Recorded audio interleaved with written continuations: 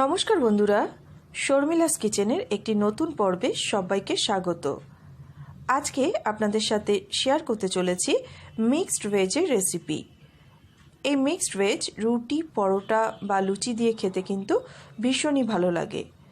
চলুন তাহলে বন্ধুরা দেখে নেওয়া যাক মিক্সড ভেজের রেসিপি।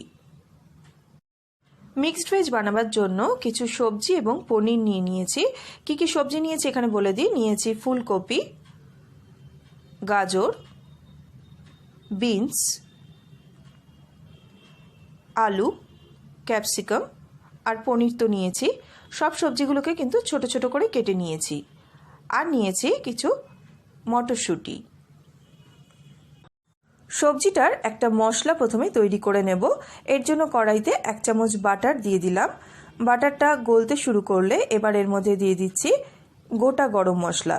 এর মধ্যে আছে 2টো ছোট এলাচ, 2টো লবঙ্গ, 1 টুকরো দারচিনি এবং 4-5টা গোলমরিচ। এবার এর মধ্যে দিয়ে দিচ্ছি 2টো বড় সাইজের পেঁয়াজ কুচি। পেঁয়াজটাকে বাটারের মধ্যে হালকা নাড়াচাড়া করে নেওয়ার পর এর মধ্যে দিয়ে দিচ্ছি 2টো বড় সাইজের টমেটো কুচি। সামান্য একটু নুন দিয়ে দিলাম, তাতে পেঁয়াজ আর টমেটোটা তাড়াতাড়ি নরম হয়ে যাবে। একটু নাড়াচাড়া করে নিয়ে এবার এটাকে একটু ঢাকা দিয়ে দেব, তাতে তাড়াতাড়ি পেঁয়াজ আর টমেটোটা নরম হয়ে যাবে।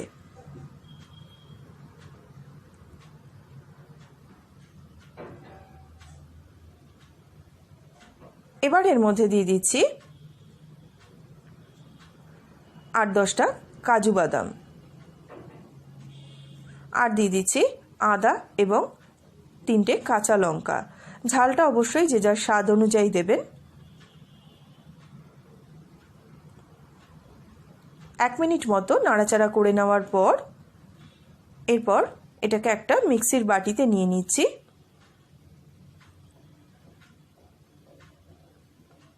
সম্পূর্ণ ঠান্ডা করে তারপর এটার একটা পেস্ট তৈরি করে নেব। দেখুন, ঠিক এরকম একটা পেস্ট তৈরি করে নিতে হবে। এবার কড়াইতে সাদা তেল গরম করে নিয়েছি। প্রথমে পনিরটাকে ভেজে নেব।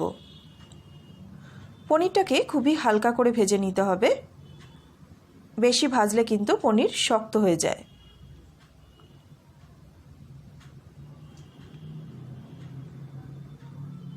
হালকা করে পনিরটা ভেজে নিয়ে এবার তেল থেকে তুলে নিচ্ছি। এবার একে একে সব সবজিগুলোকে ভেজে নেব। প্রথমেই আলুটা দিয়ে দিলাম। আলুটাকে ভেজে তুলে নিচ্ছি। দিয়ে দিচ্ছি গাজর। গাজরটাকেও ভেজে তুলে নিচ্ছি। বিনস দিয়ে দিলাম। বিনসটাকে ভেজে তুলে নিলাম। এইভাবে সব সবজিগুলোকে আলাদা আলাদা করে ভেজে নিলে কিন্তু মিক্সড ভেজিটেবলের টেস্টটা অনেক বেশি ভালো হয়। দিয়ে দিলাম ফুলকপি। ফুলকপিটাকেও ভেজে তুলে নিচ্ছি। সবশেষে এর মধ্যে দিয়ে দিচ্ছি ক্যাপসিকাম। তবে ক্যাপসিকামটা খুব বেশি ভাজার দরকার নেই, হালকা একটু নাড়াচাড়া করে তেল থেকে তুলে নিতে হবে। বেশিক্ষণ তেলে রাখলে কিন্তু ক্যাপসিকামটা নরম হয়ে যাবে।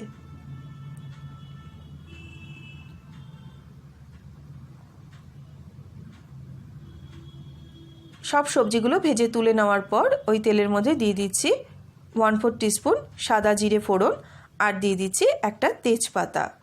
ফোড়নটার একটা সুন্দর ভাজা গন্ধ বেরোতে শুরু করলে এর মধ্যে যে মশলাটা বেটে রেখেছিলাম সেই মশলাটা দিয়ে দিলাম। ভালো করে মিশিয়ে নিয়ে এবার এর মধ্যে গুঁড়ো মশলাগুলোকে দিয়ে দেব।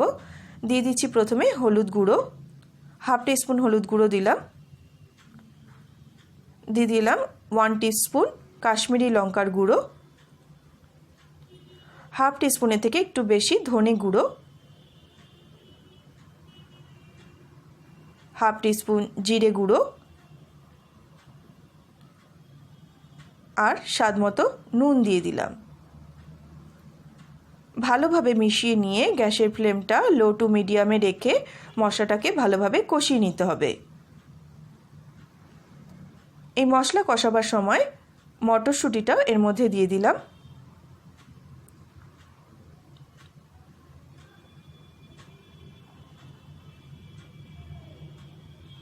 এখন দেখুন মশলার কালারটা বেশ চেঞ্জ হয়ে গেছে, মশলাটা কষে এসেছে, চারিদিক দিয়ে তেল ছেড়ে দিয়েছে। এবার এর মধ্যে ভেজে রাখা সবজি এবং পনিরটা দিয়ে দিলাম, দিয়ে ভালো করে মশলার সাথে মিশিয়ে নিতে হবে।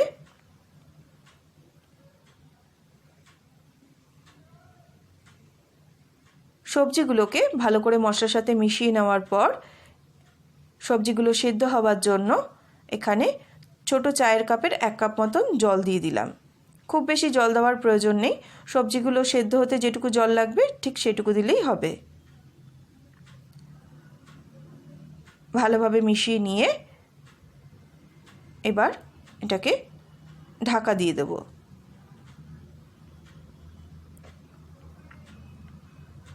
এখন দেখুন গ্রেভিটা বেশ ঘন হয়ে গেছে এবং সবজিগুলো সব সেদ্ধ হয়ে গেছে।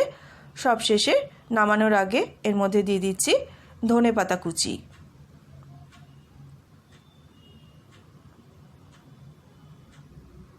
আর দিয়ে দিচ্ছি 2 চামচ মালাই। আপনারা চাইলে বাজার থেকে কিনে আনা ফ্রেশ ক্রিমও ইউজ করতে পারেন। আর দিয়ে দিচ্ছি কসুরি মেথি।